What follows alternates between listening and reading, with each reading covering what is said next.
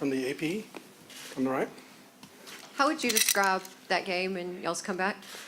I mean, it wasn't how we drew it up. Honestly, we didn't want to be down 30-3 at halftime, but ultimately we found a way to stick together and figure out how to win the game. Let's go left side to Alex, and then we'll go Olin, Mark. Taurean, just what was said before the last drive where you guys had to get that defensive stamina, had the ball to take the lead there? I mean, we wanted to be on our shoulders. All year long, we've talked about finishing 2-minute drill.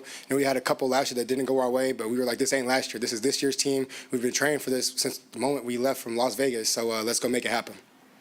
Left side, Olin from Texags. Taurean, what did it take from a defensive to go out there and shut down South Carolina in the second half? Because the offense was, they didn't score, and that made it possible for y'all to pull it out.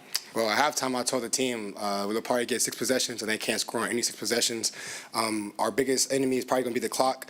These have to be 3-and-out drives. They have to be 5 plays or less drives. And ultimately, we found a way to make it happen. Not every drive was 5 plays or less, but we found a way to win, and I'm so joyful for that. Left side, Mark Passwaters from On 3. Taurean, did you guys make any adjustments at halftime to try to slow them down? Because it seemed like night and day from the first half to the second. Well, I'll tell you what happened. I walk in the locker room. Well, first off, me and Dalton were the first people up the ramp, and we talked to everybody walking into the locker room. We were like, this ain't over yet. We got 30 minutes to fight. So me and Dalton did that. So when me and him walk in, Marcel had already gathered up the team. He was talking to the team about how he has to play better, how we have to help out the defense a little bit. And then I jumped in. I'm like, we have to help out the offense. We got to get more turnovers. We're losing the turnover battle right now. So we didn't change anything. We just came together as one team like we know we should have been from the get-go. We just were like, what, lock in, play one play at a time, and let's go win this football game. Right side front, Travis from KBTX. Now, it's kind of early for this question, but when you think back on this game, what do you think is going to be the first memory you think about? The first memory I think about this game, about how it took everybody who was at Kyle Field today to win the game that were cheering for the Aggies, whether it's the fans, whether it's our program as far as equipment managers, operations, recruiting, coaches, football players, scout team. Like, trust me, it took everybody on that sideline to go win that football game today. And just kind of what were how did you take in everything once the game was over?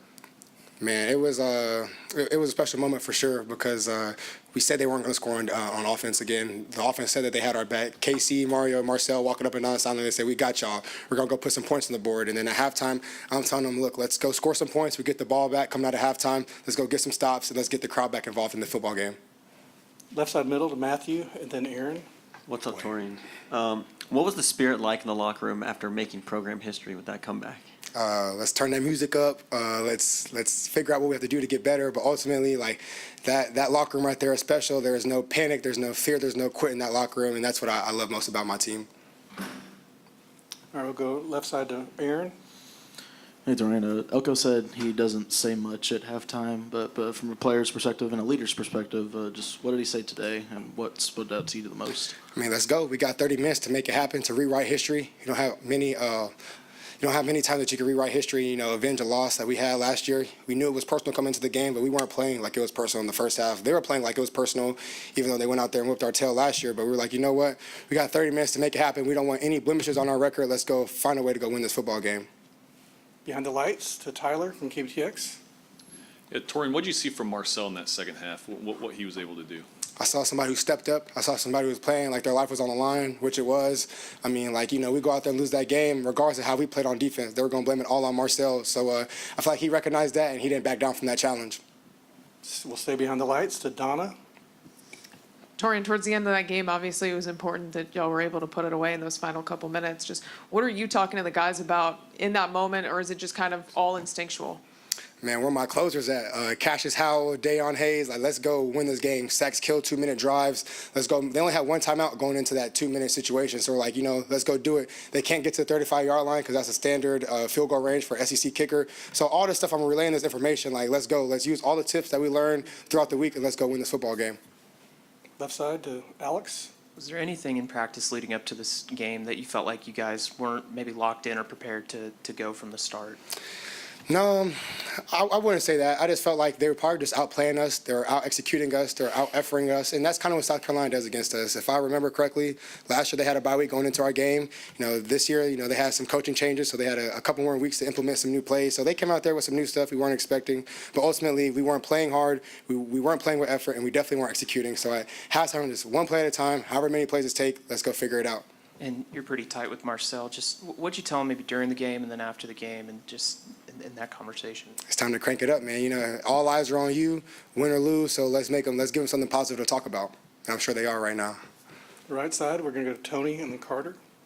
Taurean, obviously it's well documented how well you guys come out of the second half. You guys have been doing it all season. So you talk about the leadership and you talk about just the mentality. But how much of the X's and O's is talked about halftime that is credited to that adjustment? Or is it more you guys just stepping up and making plays? Yeah, we didn't draw anything on the whiteboard at all. I know other positions probably did, but for us as linebackers, we were like, these guys are playing harder than us. They're executing far better than we are. Let's go make it happen, one play at a time, and that's it. Trust me, we didn't write anything on the whiteboard. We didn't make any changes. We were running the same calls in the first half that we did in the second half. We just played harder, and we executed better. Right side, Carter.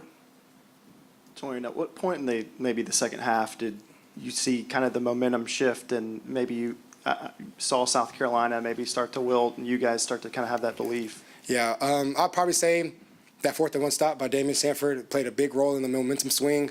If I remember correctly, we didn't score coming out of halftime. So if they went up there and they scored again on that drive, they were on the plus side of the field. If they even got 3 points out of that, it's hard to win. So Damian went in there. He wedged his way in between the tackle and the tight end. He made a stop, and I feel like that kind of got the momentum back on our side. You mentioned you and Dalton at halftime kind of talking to the whole team. What compelled you and also him maybe to do that and step up as that guy? I mean, this is something that nobody knows. Last year when they rushed the field on us, me and Dalton were the first people in the locker room shaking everybody's hands like, don't worry, like we got this. We have no quitting us. Like, yeah, this is a blemish on our record, but don't trip. We're going to take care of it. And we did it, but that was just something that felt right last year. And so I talked to Dalton about that in the hotel room this morning because he's my hotel roommate. And we were like, I was like, do you remember that? Because I remember that. And I remember how it felt walking into that locker room and seeing everybody, the look on everybody's face. So today, like similar situation, we were down. I felt like the team had bad mojo, bad energy, bad facial expressions, bad body language. You name it, we had it walk into that tunnel. But we were like, let's go do it. It feels right. It feels like we're being leaders right now. So let's go, boost the mood a little bit. We're going to finish it off with Ian on the left and then Rob. You touched on how personal this felt after last year. How encouraging is it to get a really tough, gritty win like this at this point in the year? I mean, it's all about us, honestly. Like, what happened last year with that team, it happened, but it's just more about us, and it's just giving us that reassurance and that confidence that, we can stick together. We can overcome anything. We were down by 27 points to an extremely talented South Carolina team, but it's all about us, how we stick together, and ultimately how we execute to go win the football game. And Rob to finish us off. Howdy, Taurean. So Coach Elko mentioned that towards the end of the game, he looked up and saw that the stands were full as people were sawing off. Talk about the 12th man and how cool it was, because y'all have seen some stadiums emptied out. You've seen some stadiums where they booed their own team. Talk about what it means for the 12th man in that third and fourth quarter to just continue to will you guys to win. Yeah, man. This place is one like none other. Like I'm walking around up and down the sideline, and the fourth quarter hype intro came on. And I just looked at Damon, I looked at Cassius. I said, we're not going to let this stadium down. We have too many people here cheering for us. We're too high in the rankings to have a loss on our record. I was like, let's not disappoint these fans. These fans deserve a season like this, so let's keep it going. Let's not give them something to boo about. Otherwise, let's give them something to cheer about. All right, York, you're done. Thank you.